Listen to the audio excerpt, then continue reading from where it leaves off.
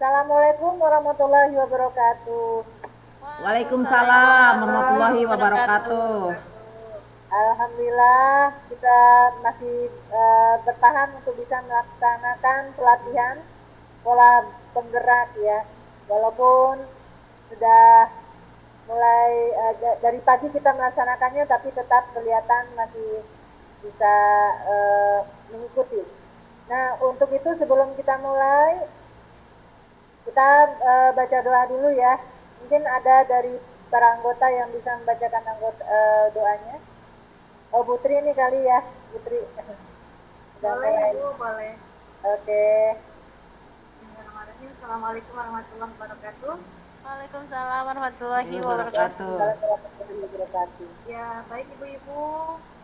Sebelum kita mulai acara penggerak, acara di belakang guru penggerak pagi ini, kebaiknya kita berdoa terlebih dahulu ya. Bismillahirrahmanirrahim. Allahumma sholli ala Sayyidina Muhammad wa ala ali Sayyidina Muhammad. Ya Allah yang maha pengasih, lagi maha penyayang, puji dan syukur kami panjatkan kehadirat-Mu karena atas limpahan rahmat-Mu pada pagi ini kami dapat berkumpul dalam acara pembukaan diklat guru penggerak. Semoga diklat yang kami laksanakan selalu berada dalam lingkungan dan ridha. Allahumma alimna bil ilmi wa zaina bil ilmi wa akrimna bil taqwa wa jamilna bil afiyah. Allahumma bika asbahna wa bika amsayna wa bika nahya wa bika namut wa ilaika nusur. Rabbana atina fid dunya hasanah wa fil akhirati hasanah wa qina adzabannar. Walhamdulillahi rabbil alamin. Alhamdulillahirabbil. Selanjutnya dipersilakan kepada Ibu Nini Silati untuk melanjutkan.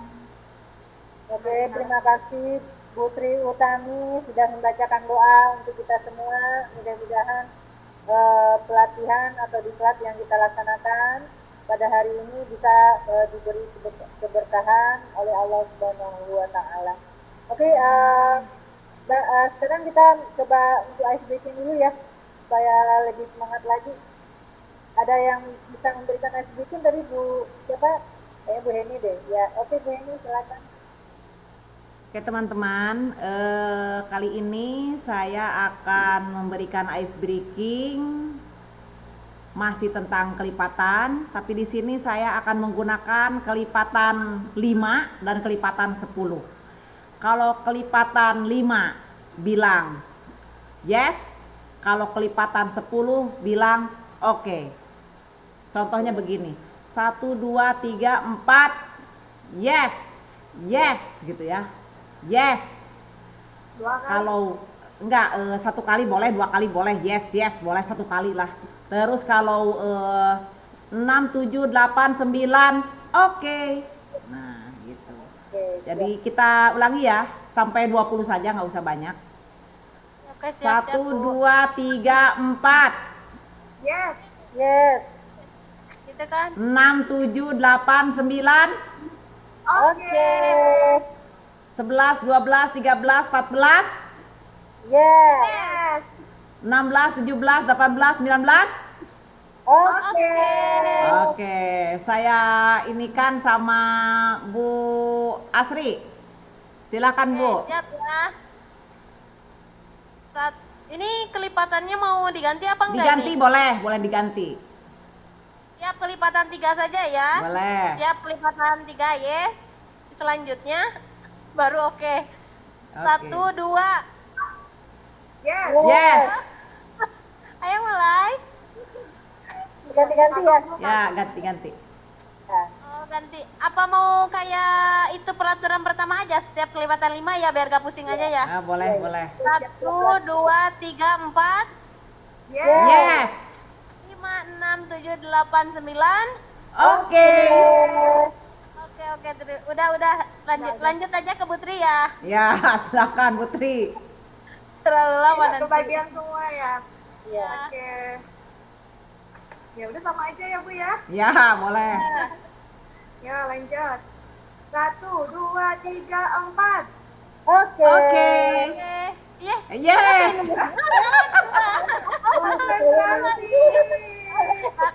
Oke, salah dapat ini. Berarti ganti. Ya. 1, 2, 3, 4. Yes. Yes. 6, 7, 8, 9. Oke. Oke. Yeah. Tepuk tangan buat kita.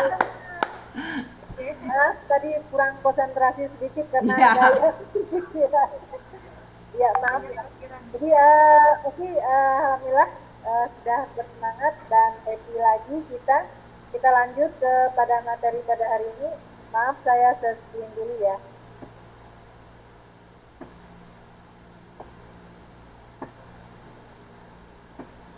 Oke. Nah, materi kita pada hari ini adalah tentang assessment. Kira-kira kelihatan ya? Kelihatan, Bu. Oke, siap. Nah, barangkali ada dari anggota yang sudah mendengar dan mengetahui tentang assessment apa ya? Barangkali siapa yang bisa Saya, Bu. memberikan penjelasan sedikit tentang assessment atau pendapatnya? Boleh, Saya, Bu, Bu. ya? Oh, jadi siapa dulu nih? Ya. Oh, Putri dulu, Putri dulu. Ya, Putri. Ya, boleh Putri. Ya, asesmen itu adalah sebuah upaya untuk mengevaluasi hasil belajar siswa. Oke, siap. Ya. Boleh, bagus. Yang lain? Ada lagi yang lain? Basri. Masih, Bu. Ya, jadi Ya, asesmen itu adalah penerapan berbagai cara dan penggunaan beragam alat penilaian untuk memperoleh informasi sejauh mana hasil belajar. Ya, jadi tentang penilaian terhadap siswa gitu. Ya, oke, siap. Ada lagi yang mau nambahkan? Silakan. Assessment adalah alat pengukuran perilaku yang menjadi target pengubahan perilaku, dan assessment merupakan hal yang penting di dalam pengubahan perilaku karena menentukan apakah suatu intervensi diperlukan, menjadi dasar pemilihan program intervensi yang paling tepat. Untuk mengetahui apakah terjadi perubahan perilaku setelah intervensi dilaksanakan, atau assessment dapat dilakukan secara langsung maupun tidak langsung ke siswa. Terima kasih. Oke, kayaknya penjelasannya benar semua. Ini kira bisa diambil kesimpulan ya. Biasanya assessment ini kalau dahulu namanya evaluasi, tapi sekarang kalau evaluasi dulu hanya berupa angka-angka, kita menilai siswa berupa objektif saja dan sedikit subjektifnya. Tapi sekarang kita menilai assessment itu bagaimana pelaksananya, bagaimana nanti di dalam pembelajaran ya. Sekarang kita coba masuk ke dalam prinsip assessment. Nah, ada yang bisa membacakan ini? Ada 5 prinsip assessment. Boleh, Bu? Ya, coba Bu Heni. 5 prinsip assessment.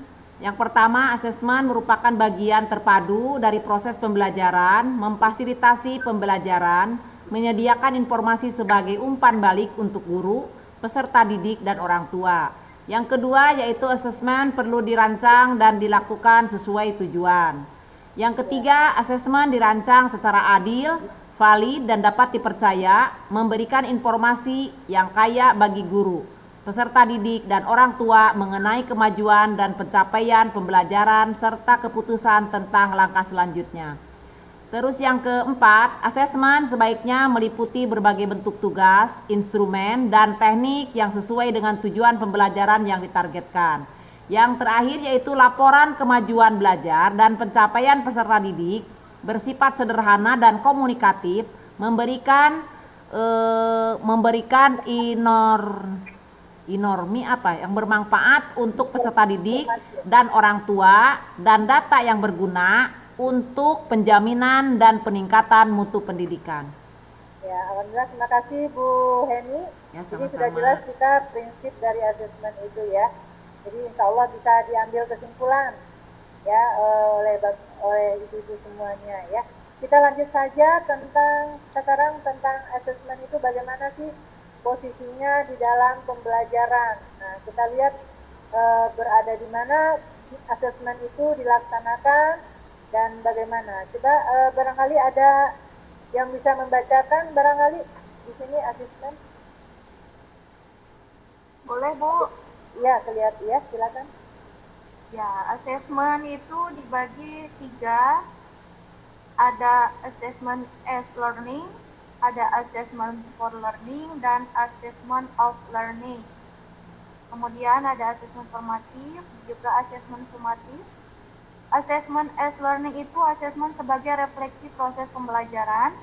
Assessment for learning, assessment untuk perbaikan proses pembelajaran. Assessment of learning, assessment sebagai evaluasi pada akhir proses pembelajaran. Ya. Oke, ini dilaksanakan di dalam pembelajaran ya, learning ya. Oke, barangkali tidak ada tanggapan lagi ya tentang ini, insya Allah bisa mengerti. Jadi asesmen itu sebenarnya ada dua, asesmen formatif dan asesmen sumatif. Yang sumatif itu banyak mengacu kepada off-nya, asesmen yang terakhir. Nah, yang asesmen formatif itu biasanya S sebagai dan for, itu formatif, dilaksanakan di awal pembelajaran bisa sebagai S, asesmen sebagai refleksi, itu sebagai refleksi mencoba untuk menggali apa yang ada pada siswa, itu memberikan pertanyaan, dan kemudian for itu atau untuk ini dilaksanakan pada waktu pembelajaran. Jadi ini pada waktu pembelajaran, nah ini harus banyak kita laksanakan ini karena ada dua assessment, bentuk assessment di sini, itu formatif. Sedangkan yang terakhir namanya assessment sumatif. Oke, terima kasih ibu-ibu semuanya sudah mulai paham. Kita lanjut saja ke yang berikutnya ya. Nah, ini ada 3 langkah merancang asesmen diagnosis berkala. Ya, asesmen diagnosis itu diagnosa ya, berarti diagnosa itu untuk bisa mengetahui kalau di dokter itu mengetahui penyakit apa sih ini, apa penyakit apa yang diderita oleh pasien. Nah, itu diagnosa. Di sini di dalam pembelajaran juga ada diagnosis nanti. Jadi untuk mengetahui kelemahan-kelemahan dari siswa, sampai di mana siswa itu mengetahui tentang pembelajaran. Itu ada 3 langkah ya.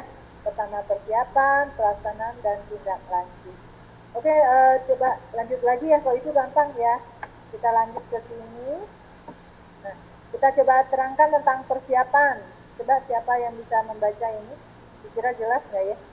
Saya nggak kelihatan Bu, kecil banget. Oh, kecil banget ya. Bu Tri kali yang masih muda kelihatan.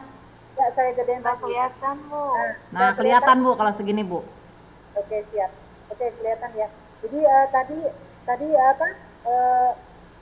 Cara merancang asesmen itu mulai dari persiapan. Nah, persiapan sekarang apa aja nih? Itu pengumpulan informasi ya. Coba kelihatan ya? Ada Iya, yang Bu. bisa membacakan? Ya, boleh. Ya.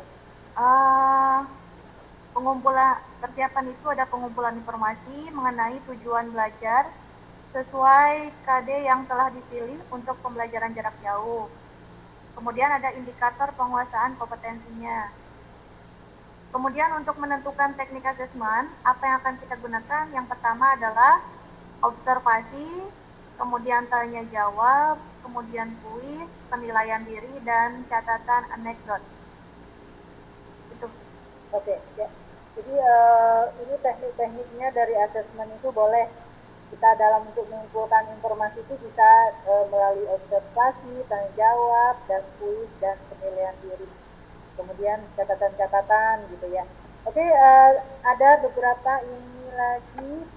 Waduh, lari ke bawah. Oh iya. Oh, yang kedua ini adalah tentang pelaksanaan. Nah, pelaksanaan dari asesmen itu. Mulai dari mana dulu nih? Coba, ada yang bisa membacakan ini? Boleh Bu. Ya, Bu Eni. Pelaksanaan diantaranya yaitu yang pertama pengolahan data dulu atau informasi yang telah terkumpul. Kemudian setelah terkumpul ditetapkan skor berdasarkan pedoman penskoran mencakup aspek apa saja yang perlu dicapai siswa. Setelah itu kemudian diadakan interpretasi data, memahami capaian kompetensi yang diharapkan dari penilaian. Dan kemudian endingnya yaitu membuat kesimpulan yang mencakup hasil pemetaan siswa pada penguasaan materi. Seperti itu Bu. Oke, siap. Terima kasih Bu Eni. Sama-sama Jadi, Bu. seperti itu ya. Jadi dari kita kumpulkan data dulu, kemudian baru tahu skornya berapa, kemudian kemudian diinterpretasikan bagaimana ini anak ini sudah sampai capaian kompetensi belum, baru nanti kita menentukan kesimpulan. Jadi bisa kita lihat anak-anak ini perlu bimbingan apa tidak, perlu intervensi apa tidak, tapi tetap anak itu berjalan belajar seperti biasanya. Oke, kita lanjut. Alhamdulillah. Tidak ada yang ditanyakan ya. Kita bisa lanjut lagi ya. Oke. Yang tahap ketiga itu tindak lanjut. Nah, tindak lanjut ini dia. Oke, ada yang bisa membacakan tindak lanjut? Putri lagi. Bu Asri ada. Bu Asri. Maaf. Ya maaf Ibu, bukannya Asih gak mau baca, tapi ini di handphone layarnya kecil. Oh iya. Begitu. Silakan yang bisa baca aja. Saya lagi berangkat Bu, boleh? Ya, berarti. Yang penting belajar.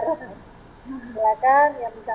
Tahap ketiga, tahap tindak lanjut, yaitu pemberian umpan balik atau feedback atas hasil interpretasi. Kemudian umpan baliknya terutama yang terkait proses PJJ yang efektif dan kurang efektif bagi siswa dan orang tua. Kemudian pemberian tindak lanjut, intervensi.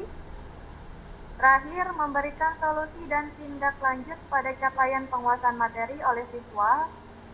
Refleksi bersama atas tindak lanjut yang dilakukan. Oke, jelas ya.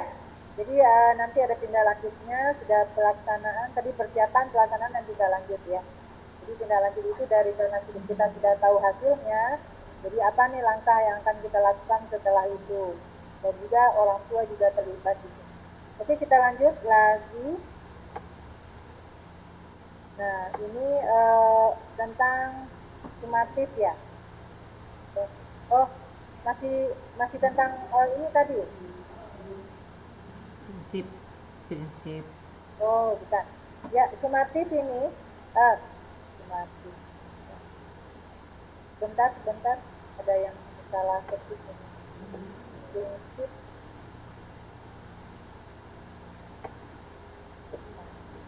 Bentar ya.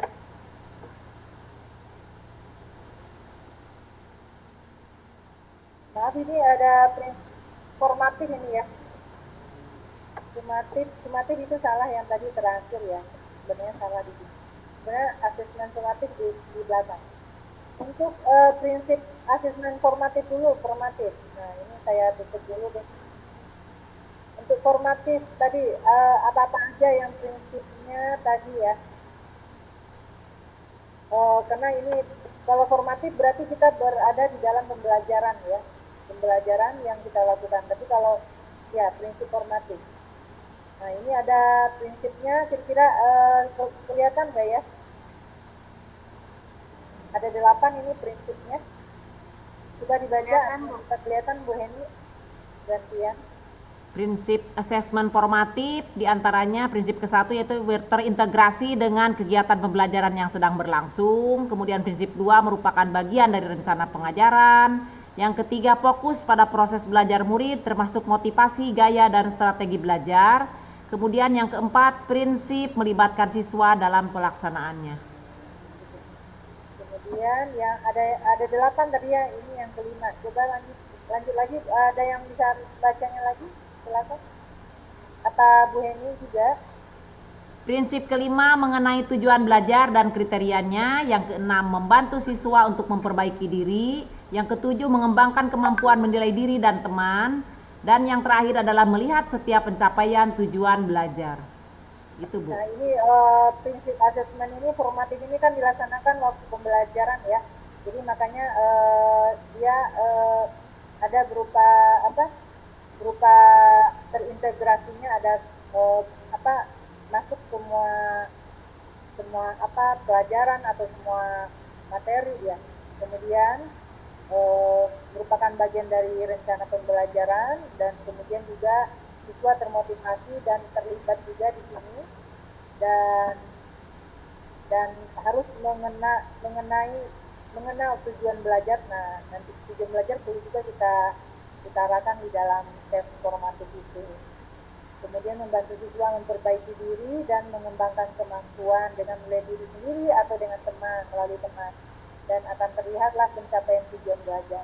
Nah, terakhir adalah asesmen sumatif ya. Asesmen sumatif yang kedua, karena jenis asesmen ini ada 2, formatif dengan sumatif. Nah, Coba bisa dibaca yang bagian asesmen sumatif, siapa yang bisa baca? Yang jelas aja. Putri. Ya, asesmen sumatif dilaksanakan pada bagian akhir suatu program, kemudian bertujuan menentukan tingkat keberhasilan siswa menguasai kompetensi yang telah ditetapkan. Hasilnya bisa disampaikan kepada stakeholders, kemudian menentukan tingkat keberhasilan program digunakan sebagai dasar menentukan kebijakan berikutnya terkait dengan program tersebut. Nah, oke. Jadi asesmen sumatif ini karena terakhir dia adalah untuk digunakan untuk kebijakan ya, kebijakan dari sekolah atau stakeholder yang ada di sekolah tersebut. Oke, saya rasa ada pertanyaan lagi tentang asesmen sumatif dengan formatif. Ada Bu. Ya, silakan. Assalamualaikum warahmatullahi wabarakatuh. Ibu, saya izin bertanya ya. Ya. Mengapa asesmen itu perlu dilakukan?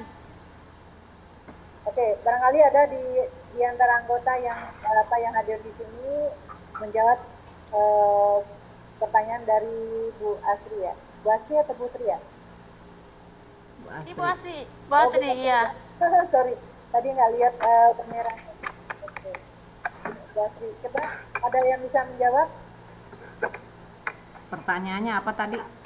Pertanyaan mengapa asesmen itu perlu dilakukan? Iya, gitu. Tujuan asesmen. Mengapa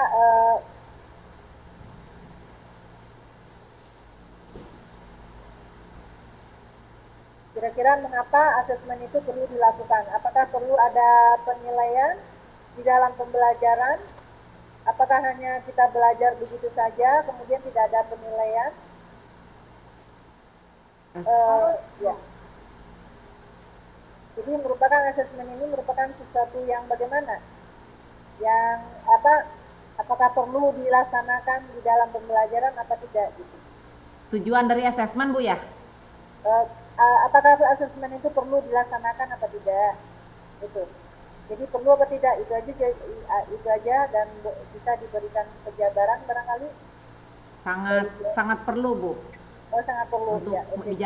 untuk menjadikan tolak ukur sejauh mana pembelajaran itu tercapai atau tidaknya. Oke, siap bagus. Ya, gitu ya. Jadi asesmen ini perlu banget karena kalau kita tidak ada penilaian dalam sesuatunya, kapan kita akan berkembang gitu, akan melangkah lebih lanjut ya. Ya Bu Heni ya, jadi sebagai tolak ukur dari pada pembelajaran. Oke, ada lagi Bu Tri yang diminta? Ada pertanyaan lagi Pak? Sementara nggak dulu ya, coba saya sedikit memberikan ini, nanti dijawab ya.